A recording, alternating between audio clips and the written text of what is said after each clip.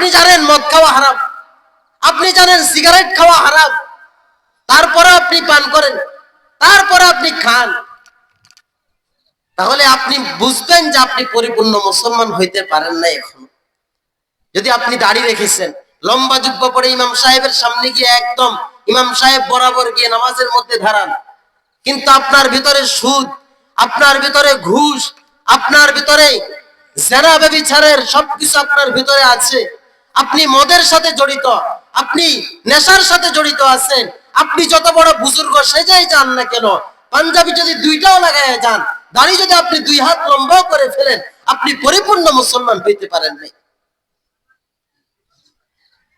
এজন্য হালালকে হালাল মনে করা, আহাল্লাল্লাহু হালালাহু ওয়া হারামা হারামাহু, যে ব্যক্তি হালালকে হালাল মনে করলো, হারামকে হারাম বলে জানলো, আদখালাহুল্লাহুল জান্নাহ, ওই ব্যক্তিকে আল্লাহ তাআলা জান্নাতে প্রবেশ করায়।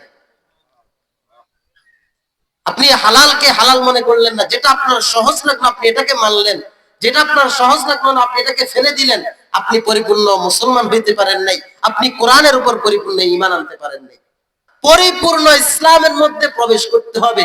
পরিপূর্ণ ইসলাম মানে সূরা ফাতিহার আলহামদুর আলিফ থেকে নিয়ে সূরা নাসের শেষ সিন পর্যন্ত পুরা কোরআনকে নিজের জীবনের মধ্যে গঠন করা, নিজের জীবনের মধ্যে মানাকে বলা হয় পরিপূর্ণ ইসলামের মধ্যে প্রবেশ করা।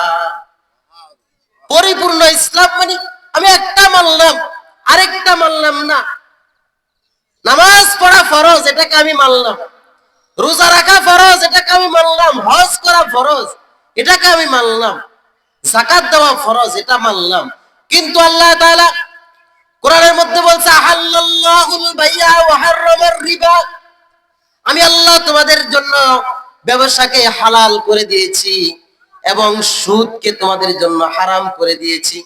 ব্যবসা তোমাদের জন্য হালাল, সুদ তোমাদের জন্য হারাম।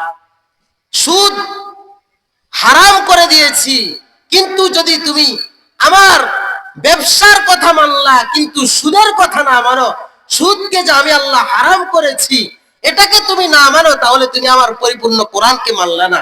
তাহলে যে ব্যক্তি কোরআনের আলহামদুর আলিফ থেকে নিয়ে নাস পর্যন্ত পুরাটা না মানে, ওই ব্যক্তি পরিপূর্ণ মুসলমান কখনো হইতে পারে না।